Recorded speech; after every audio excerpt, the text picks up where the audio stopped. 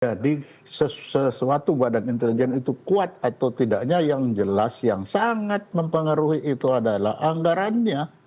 Ya. Kalau anggarannya besar ya dia akan sangat kuat. Kenapa? Dia bisa paling tidak dia bisa menutup mulut orang-orang yang tahu. Itu minimal. Mhm, mhm, Jadi kalau di anggarannya besar maka dia pasti kuat karena dia bisa menyembunyikan semua pekerjaannya. Minimal dia bisa menyembunyikan. mhm, Dengan cara apa? Ya dia tutup semua mulutnya itu. Kan mhm. begitu. Ya, Itu sudah pasti. ya, ya, ya. Agen di intelijen ini memang digunakan untuk berbagai misi begitu ya. Ada yang ingin meruntuhkan kekuasaan tertentu, ada yang ingin menggulingkan rezim tertentu atau kelompok-kelompok tertentu itu dilakukan. Konflik Betul. internasional pasti punya skenario besar di dalamnya. Amerika Serikat menggunakan proxy war dan permainan intelijen begitu Pak Soleman. Bisakah Anda menjelaskan dampak sebuah permainan intelijen terhadap Indonesia? Ancaman-ancamannya. Ya banyak. Di Indonesia kan permainan intelijen itu dia bisa menghidupkan teroris di dalam negeri.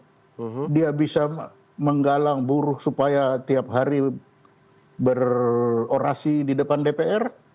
Dia bisa membuat banyak yang bisa dia perbuat sesuai apa maunya. Ya. Dan kita tidak pernah tahu bahwa itu sedang dibakar, itu hanya segelintir orang yang bisa mengerti.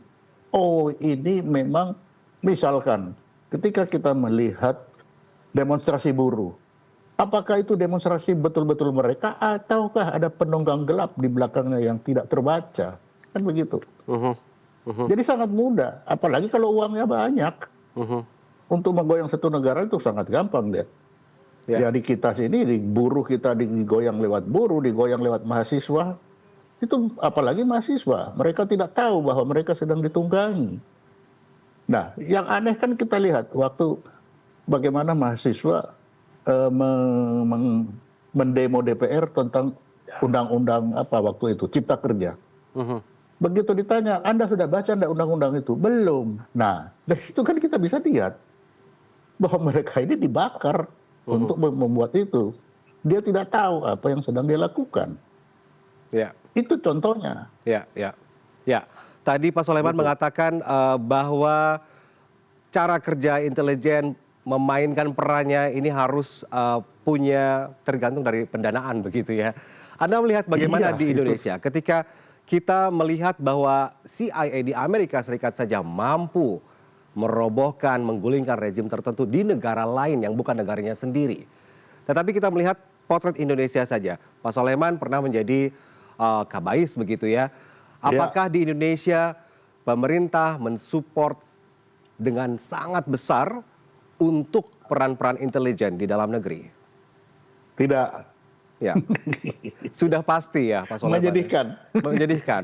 saya saya akan merasakan. Mhm, mhm, mhm. Apa tantangan terberat ketika ada di posisi sebagai di badan intelijen begitu? Ini baik badan intelijen Ya negara ataupun harus kabais.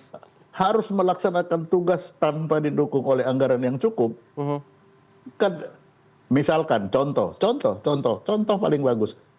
Bagaimana saya kalau mengikuti orang, orang itu harus duduk di lounge-nya HI misalkan. mhm, Ketika dia harus membayar satu cangkir kopi itu 150.000.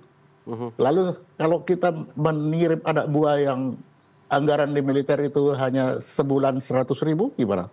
mhm. Kan itu contoh. Baik, baik. Iya, baik, baik, baik. Jadi kalau saya cerita banyak nanti kita malu sendiri. Oke, oke.